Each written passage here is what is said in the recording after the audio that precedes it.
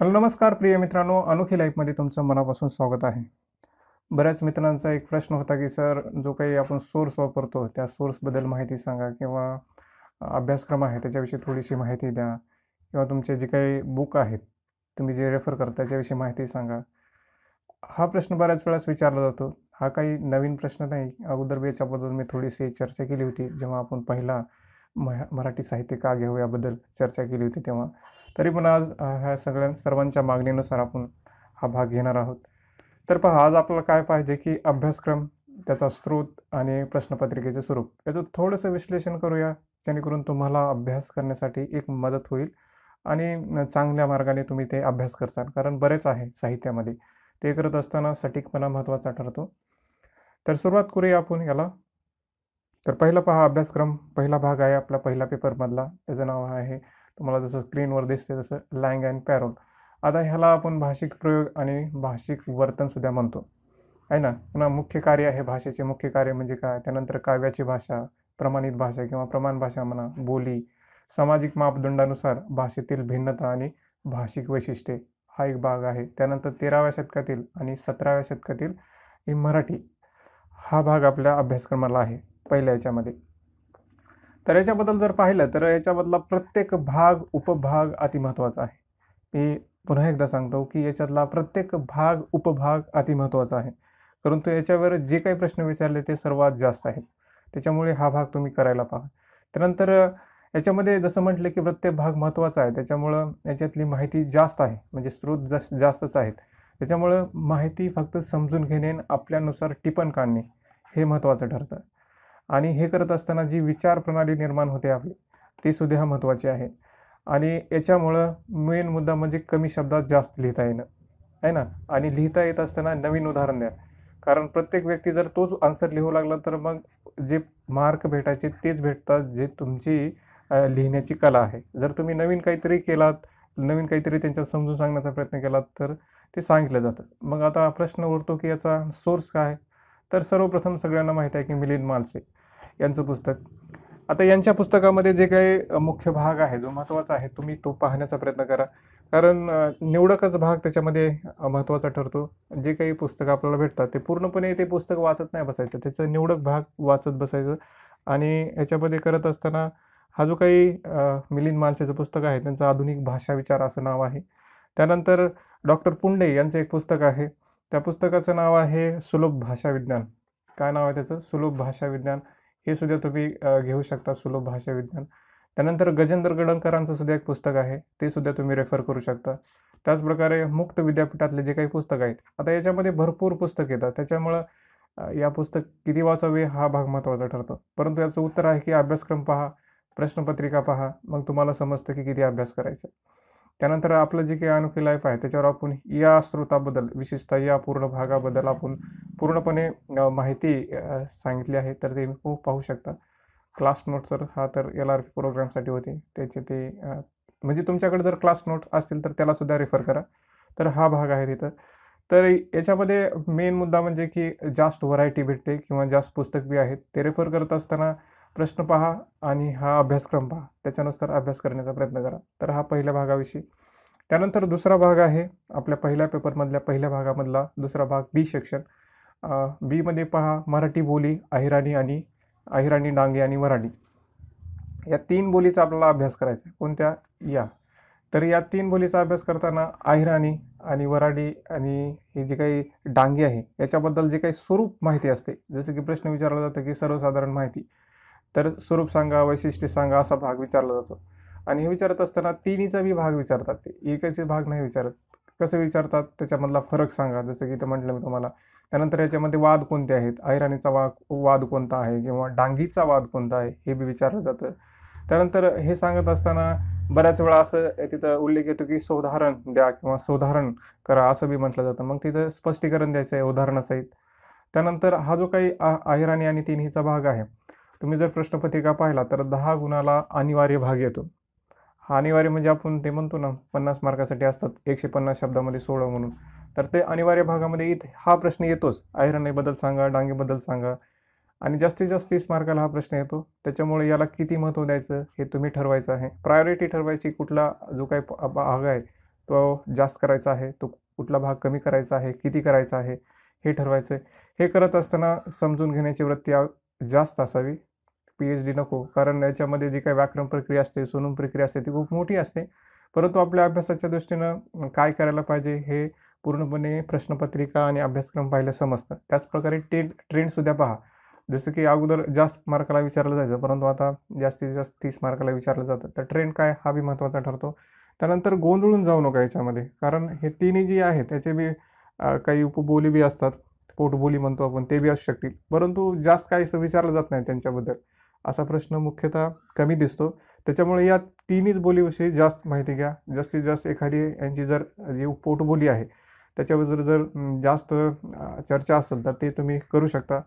परंतु हे सांगत असताना अहिराणीला डांगेमध्ये मिसळू नका किंवा डांगेला अहिराणीमध्ये मिसळू नका, असं म्हणजे गोंधळ होऊन जातो. तर यासाठी जर सोर्स जर विचारला तर हा एक भाग आहे पहा आपल्या सोर्ससाठी. एक प्रबंध आहे. हा प्रबंध जो काही आहे ना, तो जे अभ्यास करणारे आहे PhDचा त्यांनी लिहिलेला आहे. तर हे तुम्ही रेफर करू शकता. मराठी विषयातील PhD पदवीसाठी सादर केलेला प्रबंध. हे प्रत्येक टेलिग्रामवर तुम्हाला भेटेल. म्हणजे असा प्रश्न येईल की हे कुठं भेटेल, तर हे प्रत्येक टेलिग्रामवर आहे. तर तुम्ही हे पहा, तुम्हाला समोर दिसतंय. त्यानंतर पुढे जाऊया. तिसरा भाग आहे मराठी व्याकरणचा. आता मराठी व्याकरणच्यामध्ये 3च भाग आहेत आपल्यासाठी. ते कोणकोणते आहेत? तर ते पहिला आहे पहा शब्दांच्या जाती. त्यानंतर दुसरा आहे प्रयोग विचार. हे प्रयोग विचार आणि त्यानंतर हा विभक्तीचा एक भाग आहे. आणि शब्दाच्या जातीमध्ये काय आहे नेमकं? मग शब्दाच्या जातीमध्ये जे विचारलं जातं त्याचे जे काही प्रकार आहेत किंवा उपप्रकार आहेत किंवा त्याच्यामध्ये असणारा फरक किंवा जे आपले आता शब्दाच्या जाती आहेत ना, त्या 2 जातीमध्ये काय फरक आहे असं विचारतात. हे सांगत असताना त्यांची सविस्तर आणि थोडक्यात माहिती असणं आवश्यक आहे. मुख्यतः आता तुम्ही जर म्हणतात की शब्दाच्या जातीपैकी नेमकं काय केलं पाहिजे, तर सर्वच करा. कारण सर्व कुठं ना कधी विचारलं गेलेलं आहे. त्याच्यामुळे हा भाग महत्त्वाचा आहे. त्यानंतर विभक्तीमध्ये जर पाहिलं तर जे काही विभक्तीमधले मुख्य भाग आहे तो विचारला जातो. जसं की कारकार्थ आणि उपपदार्थमध्ये काय फरक आहे किंवा त्यांची माहिती सांगा असं बी म्हटलं जातं. विशेषतः विशेष बाब बी विचारली जाते. जसं की द्वितीय आणि चतुर्थीमध्ये काय फरक आहे हा बी भाग विचारला जातो.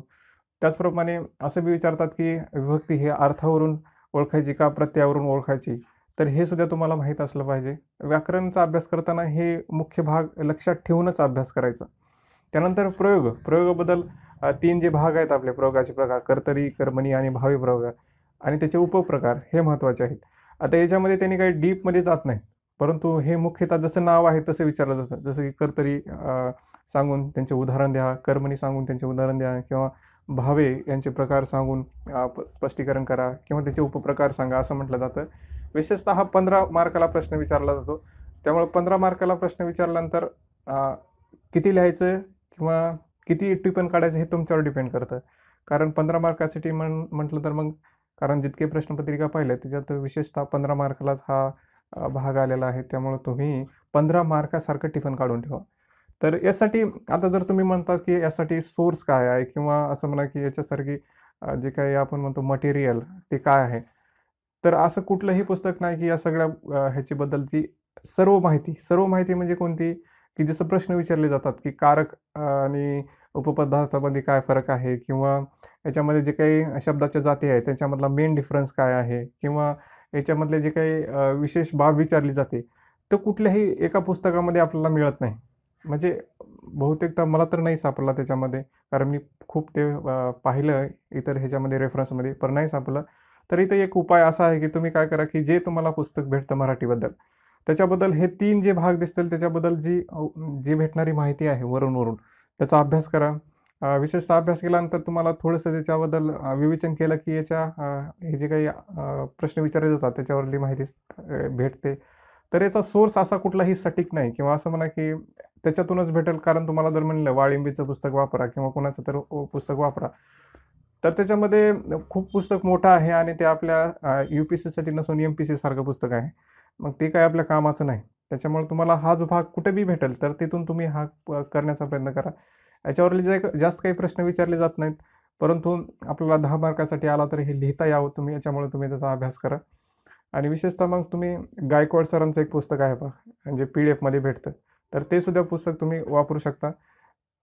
आणि बाकी तर मग तुम्हाला हे जे पॉईंट दिसतात त्याच्यानुसारच अभ्यास करा. तर याच्याविषयी इतका स्रोत होता. त्यानंतर पुढे जाऊया पहा. पुढचा जो भाग आहे त्याचं नाव आहे लोकसाहित्य. लोकसाहित्यामध्ये काय आहे, विशेषतः 3 भाग येतात. 3 भाग कोणते, की हे जसं की लोककथा आहे, लोकगीत आहे आणि लोकनाट्य आहेत. तर विचारतात कसे, जसं की ह्याचं नाव आहे त्या तिन्ही चारही ह्याचे. जसं की पहिला आहे लोकसाहित्य, लोककथा, लोकगीत, नाट्य. तर हे विचारताना काय विचारतात, त्याची संकल्पना सांगा. म्हणजे लोकसाहित्याची संकल्पना सांगा, लोककथाची संकल्पना सांगा, लोकगीताची संकल्पना सांगा किंवा लोकनाट्याची संकल्पना सांगा. त्याचबरोबर लोकसाहित्याचे स्वरूप सांगा, लोककथाचे स्वरूप सांगा, लोकगीताचे स्वरूप सांगा, लोकनाट्याचे स्वरूप सांगा. असेच प्रश्न, त्यांचे गुणवैशिष्ट्ये सांगा, प्रकार, हे मूलभूत प्रश्न आहेत आणि हे प्रत्येक वेळेस विचारतात. त्याच्यामुळे याच्याविषयी थोडंसे तुम्हाला माहीत असलं पाहिजे, की जेव्हा तुम्ही अभ्यास करता याचा, तर हे अभ्यास करत असताना लक्षात ठेवा, की आपल्याला हा जो काही भाग आहे लोकसाहित्याचा करत असताना त्याची संकल्पना, स्वरूप, गुणवैशिष्ट्य आणि प्रकार हे माहीतच असले पाहिजेत.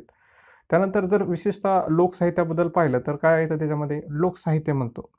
साहित्यामध्ये येणारा भाग कोणता आहे? साहित्यामध्ये मग व्यक्ती येतात, समाज येतात, संस्कृती आहे आणि यांच्यामध्ये होणारा जो काही काळानुसार बदल आहे, तो विचारला जातो. तर अशा प्रकारचा अभ्यास करायचा आपला, की लोकसाहित्यामध्ये नेमकं काय आहे? व्यक्ती, समाज, संस्कृती आणि बदल आहे.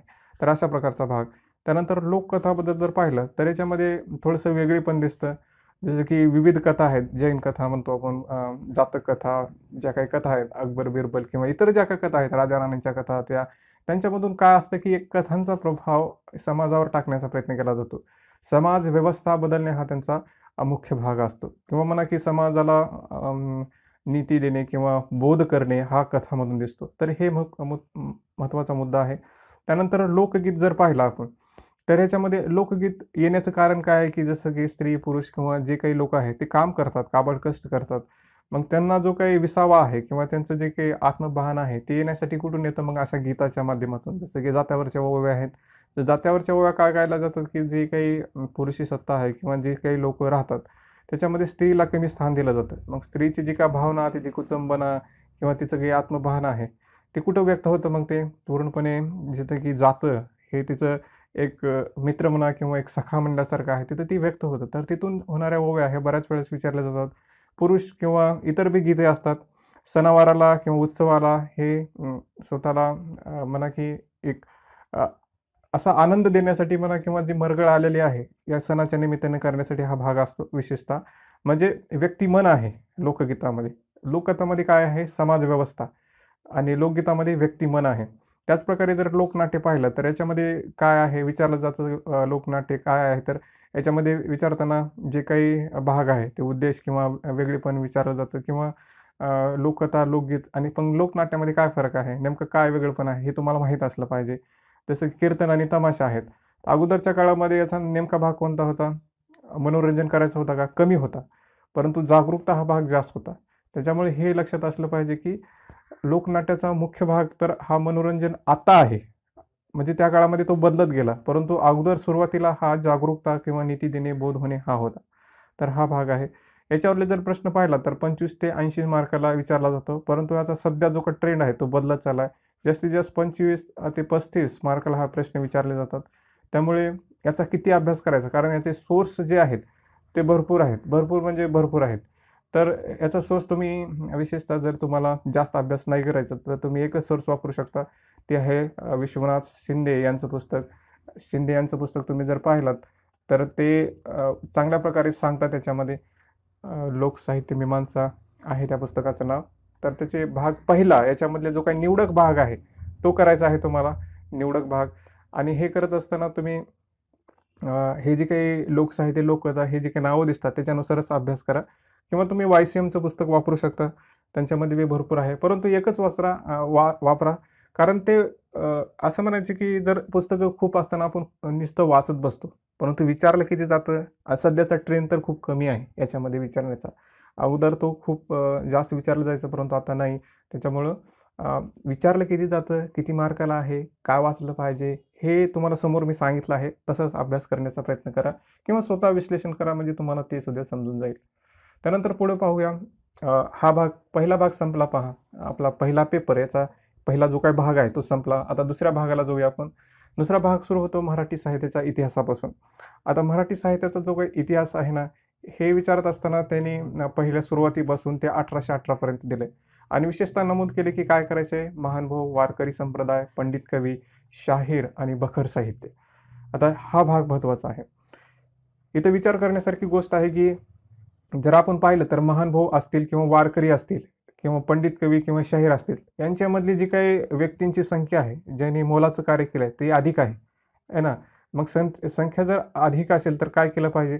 संख्या जर अधिक असलं तर आपण करण्याची एकच भाग की मग आपण जे संत किंवा जे ह्यांच्यामधले लोक आहेत, जे व्यक्ती आहेत, महान व्यक्ती म्हणा, त्यांच्यामधले उठून दिसणारे ज्यांचं अधिक कार्य आहे, ज्यांच्यामुळे जास्त अशी काहीतरी त्यांच्या पंथाला किंवा त्यांच्या संप्रदायाला एक वळीवाट लावली आहे किंवा एक मार्ग आहे, तर तो भाग महत्त्वाचा ठरतो. पाऊलवाट त्यांनी निर्माण केली आहे, काहीतरी नवीन असं आहे त्यांच्याबद्दल. तर जसं की वारकरी संप्रदायाबद्दल विचारताना तुकाराम महाराजाविषयी विचारलं जातं किंवा नामदेवाविषयी विचारलं जातं किंवा ज्ञानदेवाविषयी विचारलं जातं. तर जसं की ज्ञानदेव रचिला पाया, तुका झाल्यासे कळसं, असं विचारलं जातं.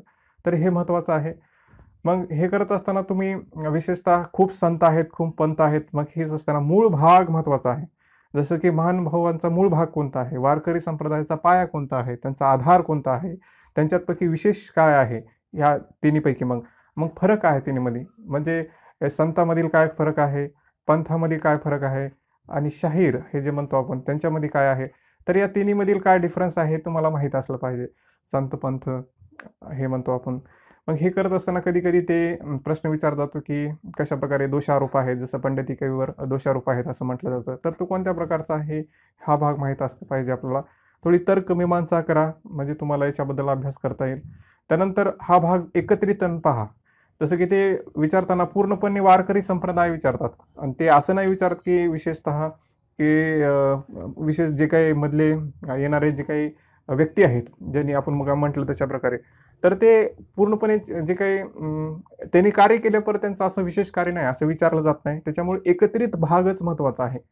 तो सारांश रूपाने तुम्ही लिहून काढला तर खूप उत्तम होईल. तर तो तुम्ही करावा.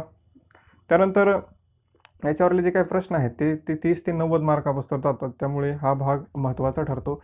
परंतु याची व्हरायटी जास्त आहे. तर याचा सोर्स जर पाहिला तर तुम्ही हे प्राचीन वाङ्मयाचा जो काही इतिहास आहे, नासिराबादकरचं हे पुस्तक आहे. तर ते तुम्ही रेफर करू शकता. फडके प्रकाशन आहे त्याचं.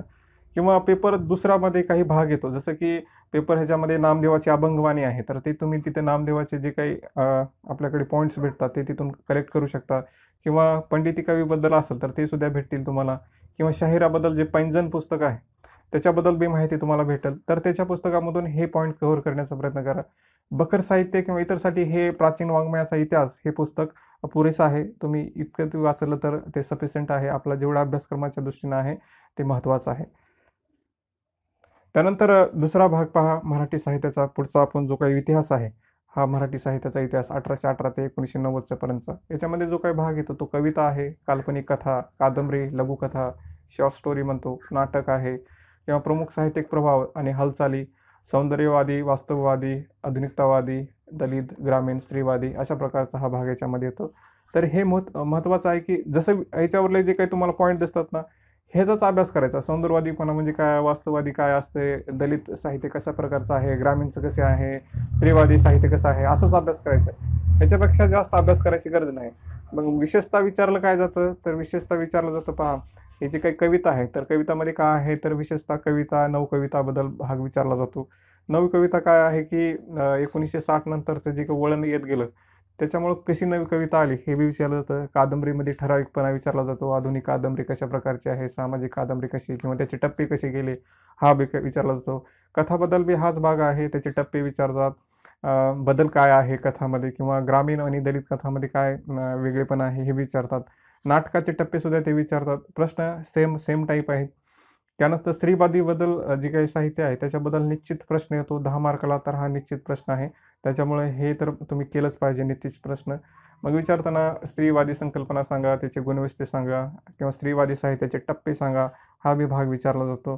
त्यानंतर हे जे काही सौंदर्यवादी हे वाद म्हणतो आपण काय, हे बी विचारताना याच्यावर अधिक प्रश्न विचारले आहेत. तर हे रोमॅन्टिक जे काही आपण लिटरेचर म्हणतो किंवा सौंदर्यवादी साहित्य असं म्हणतो, हे कशा प्रकारचं आहे, कशाप्रकारे येत गेलं, तर ह्याच्यावर प्रश्न आहेत. तर ते तुम्ही पाहायचे आहेत.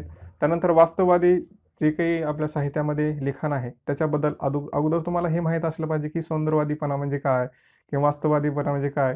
हे सांगत असताना मग विचारले जे काही प्रश्न आहेत जसं की संकल्पना, गुणवैशिष्ट्य असे भाग विचारला जातो. त्यानंतर आधुनिकतावादी हा बी भाग आहे महत्त्वाचा. हे हा जो काही संकल्पना आहे हे विचारताना ते कशा प्रकारचा आहे हा भाग त्याच्यामध्ये महत्त्वाचा आहे. त्यानंतर दलित साहित्यावर अधिक प्रश्न आहेत. तर ते अभ्यास करत असताना तुम्ही जे आपले पेपर 2 मधले आहे त्या लोकांचा म्हणजे त्या पुस्तकांचा अभ्यास करत असताना एकत्रितपणे करा म्हणजे तुम्हाला त्याचा फायदा होईल. त्यानंतर ग्रामीण साहित्य हे जे काय आहे ते बी महत्त्वाचं आहे. प्रश्न बी याच्यावर विचारले गेले आहेत. विशेषतः या भागावर जे प्रश्न विचारले जातात, कधी-कधी लेखक आणि कवीवर प्रश्न विचारले जातात. मग कुठले लेखक किंवा कुठल्या कवीचा अभ्यास करायचा तर ज्या कवीनं किंवा ज्या लेखकानं विशेष काहीतरी स्थान मिळवलं आहे आपल्या साहित्यामध्ये, त्यांचा अभ्यास करा. म्हणजे तुम्हाला जास्त अभ्यास करायची गरज लागणार नाही. कारण खूप लेखक आणि खूप कवी आहेत. किती करणार त्यांचा अभ्यास? तर एक त्यांना उपाय म्हणून आपण काय जे आपल्याकडे प्रदक्षिणा खंड आहे, त्या प्रदक्षिणा खंड भाग 1 आणि भाग 2 मध्ये काही लेखकांचे किंवा कवींचे चित्र दिले आहेत मध्ये ह्याच्यामध्ये. त्या बी चित्रांचा जरी अभ्यास केला किंवा म्हणजे चित्र म्हणजे त्यांच्या जे काही दिलेले आहेत व्यक्ती त्यांचा जरी अभ्यास केला तर ते सफिशियंट होऊन जातं कारण ते खूप महत्त्वाचे आहेत. तर ते तुम्ही पहा त्याच्यामध्ये प्रदक्षिणा खंड भाग आणि भाग 2 मध्ये आहेत. याच्यावरले जे काही प्रश्न विचारले जातात ते 55 ते 110 मार्काला विचारले जातात. तर हा भाग महत्त्वाचा आहे सांगायचं म्हणजे. तर तुम्ही याचे सोर्स म्हणजे प्रदक्षिणा खंड भाग 1 आणि भाग 2 हा भाग वापरू शकता. त्यानंतर मुक्त विद्यापीठाचे जे काही पुस्तकं आहेत ते सुद्धा रेफर करू शकता किंवा YCMUचं जे काही यूट्यूब चॅनल आहे त्याच्यावर त्यांनी बरीच संकल्पना सांगितली आहे. कादंबरी म्हणजे काय, प्रादेशिक कादंबरी म्हणजे काय, ग्रामीण साहित्य कसं होतं, दलित साहित्य कसं होतं. तर ते तुम्ही यांच्या यूट्यूब ऑफिशियलवर जा. तिथे तुम्हाला त्यांच्याविषयी माहिती भेटेल. तर ते तुम्ही तिथून केलं तरी चालतं. हे जे तुम्हाला अभ्यासक्रम दिसतो. त्याच्यामध्ये त्यांनी कारण जे लिहितात त्यांनीच तिथे सांगितले की काय साहित्य असतं. त्यानंतर दुसरं एक आहे साधना विचार म्हणून माधव देशपांडे यांचं. हे सुद्धा पुस्तक तुम्ही रेफर करू शकता. तर हा भाग आहे. त्यानंतर पुढे जाऊया आपण. पहा अभ्यासक्रमाविषयी दुसरा भाग ही साहित्य समीक्षा आहे. आता ही साहित्य समीक्षा महत्त्वाची आहे बऱ्याच दृष्टिकोनातून. बरेच लोकं अभ्यास करताना सुरुवातीपासून भाषेचे स्वरूप आणि कार्य याच्यापासून करतात. परंतु मी जेव्हा सांगतो तेव्हा तुम्ही असं म्हणतो की तुम्ही कधीही अभ्यास करताना इथून सुरुवात करा. कारण इथून जर सुरुवात केली तर हा पाया आहे, मूलभूत पाया आहे. जर तुम्हाला साहित्य माहीत असेल, साहित्याचे प्रयोजन माहिती असेल, तर तुम्ही बऱ्याच गोष्टी सोडून देता. म्हणजे अभ्यास करताना लक्षात येतं की नेमकं काय करायचं आहे. तर साहित्याचं जे काही प्रयोजन आहे, साहित्याचं जे काही स्वरूप आहे, मूळ साहित्य म्हणजे काय, हे माहीत असलं की मग जे काही लेखक लिहितात, मग ते जे काही लेखन लिहिलं त्याची समीक्षा कशी करायची, हे जर कळलं तर तुम्हाला सेकंड पेपर खूप सोपा जातो. अतिमहत्त्वाचं आहे. मी परत सांगतो, की ही साहित्य समीक्षा किंवा हे याच्यावर प्रश्न पहा 55 35 ते 55 मार्काला विचारले जातात. कमी विचारले जातील, परंतु हा भाग खूप महत्त्वाचा आहे. महत्त्वाचं म्हणजे मी परत एकदा म्हणतो, महत्त्वाचं म्हणजे महत्त्वाचाच आहे. कारण याच्यामुळं तुम्हाला पेपर 2 लिहिण्यास सोपं जातं किंवा साहित्य समजण्यास सोपं जातं. त्याच्यामुळे याचा चांगल्या प्रकारे, परत एकदा म्हणतो, चांगल्या प्रकारे अभ्यास करा. तर ह्याच्यामध्ये जो काही पॉइंट आहेत, साहित्याचे स्वरूप, कार्य, साहित्याचे मूल्यमापन, याचे स्वरूप, उद्दिष्ट किंवा समीक्षाच्या ज्या पद्धती आहेत ते. पुन्हा हा शेवटचा भाग आहे, साहित्य, संस्कृती आणि सामाजिक भाग येतो. तर याच्यावर प्रश्न कसे विचारले जातात, जसं त्यांचं टायटल आहे तसेच प्रश्न आहे. साहित्याचे स्वरूप सांगा, साहित्य मीमांसा म्हणजे काय, साहित्य समीक्षाची संकल्पना सांगा, त्याचे प्रकार सांगा, साहित्य, समाज आणि संस्कृती याच्यामध्ये कसा परस्पर संबंध आहे ते सांगा, समीक्षकचे प्रयोजन किंवा साहित्याचे प्रयोजन सांगा, यांचे प्रकार किंवा पद्धती सांगा. जसा पॉइंट आहेत तसेच त्यांचे हे सगळ्या बाबी आहेत. त्याच्यामुळं याच्यामध्ये असं काही विशेष नाही की ते खूप मध्ये जातात. जसं आहे तसं विचारतात ते. म्हणजे असं पी-एच-डी सारखं नाही विचारत ते. आपण अभ्यास करतो यू-पी-एस-सीचा त्याच दृष्टीने तो भाग आहे. यांच्यासाठी सोर्स काय? तर बरेच सोर्स उपलब्ध आहेत. तुम्ही बऱ्याच गोष्टी पाहिल्या असाल. वायसीएम पुस्तकं आहेत आपल्या मुक्त विद्यापीठाचे. परंतु मी तुम्हाला विशेषतः रेफर करेन की टिळक महाराष्ट्र विद्यापीठाचं जे काही पुस्तक आहे ते तुम्ही रेफर करा. कारण एम-एचं पुस्तक आहे आणि त्याच्यामध्ये चांगल्या प्रकारे माहिती आहे आणि ती सफिशियंट आहे. त्याच्यानंतर साहित्य साधना हे माधव देशपांडे यांचं पुस्तक आहे. ते रेफर करू शकता किंवा कमलेश सोमान यांचं सुद्धा पुस्तक रेफर करू शकता. आता बरेच वेळा प्रश्न विचारला जातो, की हे जे काही सोमन आहेत सॉरी, हे काही सोमन आहेत यांच्याबद्दल जर पुस्तकं आहे ते सफिशियंट आहे का पहिल्या पेपरसाठी? तर मी म्हणेन, की पहा त्यांनी खूप इतकं मोठं कष्ट घेऊन हे पुस्तक तयार केलं आहे. खरंच त्यांचं नवल करण्यासारखी गोष्ट आहे आणि त्यांनी जे काही कष्ट आहे त्यांना सलाम करण्यासारखी गोष्ट आहे. कारण या सगळ्या गोष्टीला एकत्रित करणं खूप जिकरीचं काम असतं, खूप कष्टाचं काम असतं. त्यांनी केलं आहे. परंतु थोडंसं विचार केलं तर आपल्या दृष्टीनं याच्यामध्ये थोडासा भाग कमी आहे. विशेषतः भाषेची स्वरूप आणि कार्य किंवा ग्रामर आहे त्याचा भाग किंवा इतर थोडासा भाग आहे. त्याच्यामुळं या पुस्तकाला तुम्ही ॲज अ रिव्हिजन म्हणून करू शकता. पूर्णपणे याच्यावर डिपेंड नाही राहू शकत. तर ज्या विद्यार्थ्यांनी अभ्यास केला असेल त्यांना हे समजलंच असेल. कमलेश सोमानचं पहिल्या भागासाठी जे काही पुस्तक आहे ते थोडंसं अपुरेसं पडतं. पुरेसं नाही आहे ते. त्याच्यामुळे तुम्ही अगोदर जे सोर्स सांगितले ते बी रेफर करा. यांचं बी पुस्तक तुम्ही वापरू शकता. परंतु ॲज अ रिव्हिजन म्हणून पूर्णपणे तसं तुम्हाला नाही करता येत. तर हे लक्षात असू द्या की कुणीही म्हणजे कमलेश सोमानचं पुस्तक जर तुम्हाला वाचायचं असेल तर अगोदर काहीतरी संकल्पना किंवा अगोदर सगळ्या गोष्टी माहीत असल्या पाहिजेत. नाहीतर ते समजत नाही. यानंतर पुढे जाऊया. पहा, पेपर दुसरा करण्याचा प्रयत्न करूया. आता पेपर दुसऱ्यामध्ये काय आहे विशेषतः? पहिला आहे गद्य-पद्य. गद्य आहे. त्याच्यामध्ये हे जे काही तुम्हाला समोर स्क्रीनवर भाग दिसत आहे, त्या स्क्रीनवर भाग जो काही दिसणार आहे, हे जे काही आपल्याकडे 9 पुस्तकं आहेत. हे प्रत्येक पुस्तक म्हणजे पुन्हा एकदा म्हणतो की प्रत्येक पुस्तक खूप महत्त्वाचं आहे. विशेषतः समतीस्थळ जर सोडलं, कारण तो जरा भाग किचकट वाटतो किंवा आपल्याला अभ्यासक्रमासाठी अवघड जातो. तो जर भाग सोडला तर बाकी सर्व पुस्तकं महत्त्वाची आहेत. प्रश्न विचारण्याची पद्धत संमिश्र आहे. म्हणजे असं नाही की ते याच्यावरच विचारतील. कधी-कधी जातात त्यांचं कारण वळण माहीत नाही आपल्याला काय विचारतील ते. कारण जेवढं आपलं प्रश्न संकलन केलं किंवा ते सगळा भाग पाहिला, तर प्रत्येक ह्याच्यावर ते प्रश्न विचारतात. आता काही ठराविक भाग आहे, तो तुम्ही स्वतः अभ्यास केल्यानंतर तुम्हाला समजेल त्याच्यामध्ये. परंतु तुम्हाला सर्वच पुस्तकाचा अभ्यास चांगल्या पद्धतीने करावा लागेल. कारण जे काही 50 मार्काला प्रश्न विचारतात ना उतार्यामध्ये, ते प्रश्न सोडवण्यासाठी तुम्हाला ह्या पुस्तकाचा चांगल्या प्रकारे अभ्यास माहीत असला पाहिजे. आणि अभ्यास करत असताना एक लक्षात ठेवा, की कधीही जर तुम्ही पुस्तक वाचत असाल तर पहिलं सुरू जे काही लेखक आहे अथवा कवी आहेत, त्यांच्याबद्दल माहिती घेण्याचा प्रयत्न करा. किंवा जर तुम्ही असं नाही केलं तर तुम्हाला ते पुस्तक लवकर समजणार नाही. तर मी पुन्हा परत एकदा सांगतो, की हे जे काही पुस्तक आहे त्याचा अभ्यास करताना पहिल्या सुरू लेखक आणि कवीचा अभ्यास करा. त्यांचं जीवन कशा प्रकारचं आहे, त्यांचं वाङ्मय साहित्य कशा प्रकारचं आहे, त्यांनी जे काही जीवनामध्ये केलेलं आहे ते कुठं आहे. जसं की काही लोकं ग्रामीण भागामध्ये आहेत, काही शहरी भागामध्ये आहेत. काही लोकांनी जे लिहिलंय ते त्यांच्या अनुषंगाने, त्यांच्या अनुभवाने लिहिलंय. जर तुम्ही त्यांच्या पूर्ण जीवनाचा अभ्यास केला तर तुम्हाला ते पुस्तक समजतं म्हणजे समजतं. आणि तेव्हा जेव्हा तुम्ही 2-3 किंवा 3 ते 4 वेळा जेव्हा पुस्तक वाचता तेव्हा नकळत असं म्हणा, की तुम्ही जर शब्द ऐकले तरी डायरेक्ट म्हणू शकता, की या पुस्तकातला हा भाग आहे. किंवा कमीत कमी हे तरी म्हणतात, की या लेखकाने लिहिला असावा. हे कधी समजतं जेव्हा तुम्ही बार-बार ते पुस्तक वाचता. बार-बार पुस्तक वाचल्यानंतर त्यांची जी काही शैली आहे लिहिण्याची, एक टाइप म्हणतो ते समजतं. जसं की बाबुराव बागुल हे कशा प्रकारचे लिहितात, त्यांच्या लेखनावरून किंवा त्यांच्या शब्दावरून समजतं. गौरी देशपांडे यांचं लिहिण्याचं मध्यमवर्गीपणा आहे. त्याच्यामध्ये इंग्लिशपणा जास्त होतो किंवा असं म्हणा, की जो काही लिहिण्याची पद्धत आहे, थोडीशी पूर्णपणे स्वतंत्रपणे आहे. हे कधी समजतं? तुम्ही अभ्यास केल्यानंतर. आठवणीची पक्षीमधली जी काही भाषाशैली आहे, कशा प्रकारची आहे, ते अभ्यास केल्यानंतर समजतं. तुम्ही बार-बार या पुस्तकं वाचा म्हणजे तुम्हाला सोपं जाईल ह्याच्यामध्ये. तर हे करत असताना तुम्ही जसं पहिल्या सुरू म्हटलं, की कमलेश सोमानचं जे पुस्तक आहे, पहिल्या भागासाठी इतकं अनिवार्य म्हणा किंवा महत्त्वाचं ठरत नाही. परंतु दुसऱ्या भागासाठी खूप महत्त्वाचं ठरतं. का? जसं की म्हटलं, की आपण एखाद्या पुस्तकाचा किंवा ज्या कविता संग्रहाचा अभ्यास जर करायचा असेल, तर कवीची माहिती महत्त्वाची ठरते. त्यांचं वाङ्मय महत्त्वाचं ठरतं. मग हे आपल्याला माहिती कुठून भेटेल? ते आपल्याला शोधावं लागते. परंतु हे काम कमी केले आपल्या कमलेश सोमन सरांनी. सॉरी. तर हे कमलेश सोमानचं पुस्तक तुम्ही निश्चितपणे पूर्णपणे याच्यावर असं म्हणा की ह्याच्यातली माहिती घेऊन तुम्ही करू शकता. परंतु हे करत असताना टिपण काढा, कारण 150 शब्दामध्ये किंवा तुम्हाला 200 शब्दामध्ये लिहायचं असतं, तर ते टिपण काढण्याचा प्रयत्न करा. कारण ते 600च्या पेजच्या वरी जातं पुस्तक.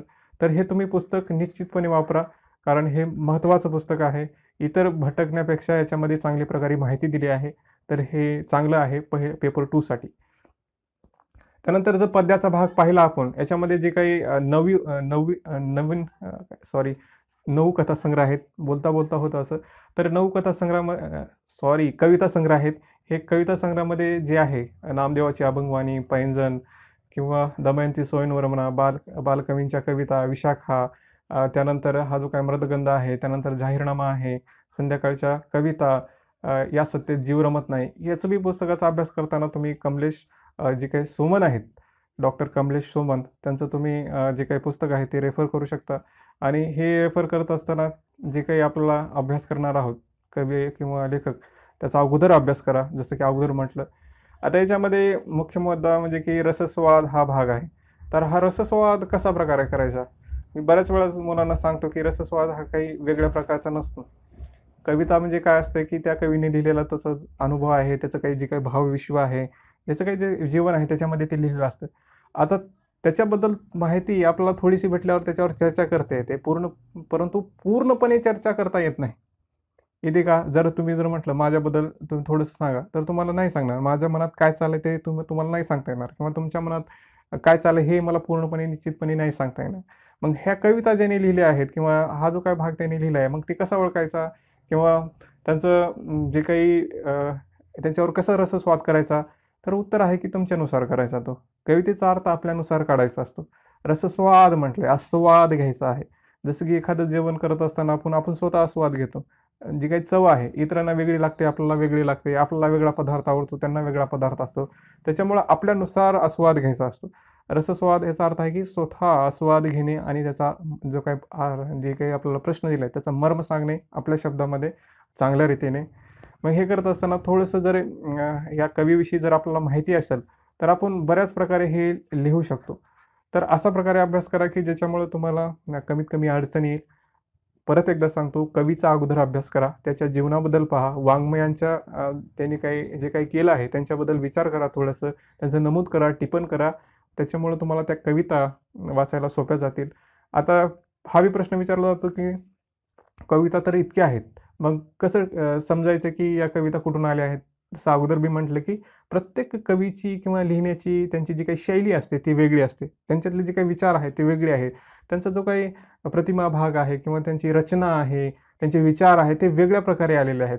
तर ते विचार जे आहेत ना त्यांच्या शैलीवरून समजतात. जर तुम्ही 5 ते 6 वेळेस हे जर पुस्तक वाचलं, आता 5 ते 6 वेळेस का म्हटलं? कारण हे जे काही कविता संग्रह आहेत ते खूप छोटे-छोटे आहेत. तर ते तुम्ही 3-4 घंट्यामध्ये संपवू शकता. त्याच्यामुळे हे 5 ते 6 तुम्ही वाचू शकता आणि हे सोपं जातं त्याच्यामुळे आणि तुम्ही बार-बार वाचलं की होऊन जातं. तर पेपर 2 हा पूर्णपणे जे काही पुस्तकं दिली आहेत त्याच्यावर आहे आणि ते पुस्तकं तुम्हाला बार-बार वाचायची आहेत. त्या कवीविषयी, त्या लेखकाविषयी जाणून घ्यायचं आहे. त्यांच्याविषयी थोडंसं मनन चिंतन करायचं आहे. ज्याच्यामुळे तुम्हाला अस्सल जे काही शब्द आहेत त्याच्यामध्ये लिहिता येतं.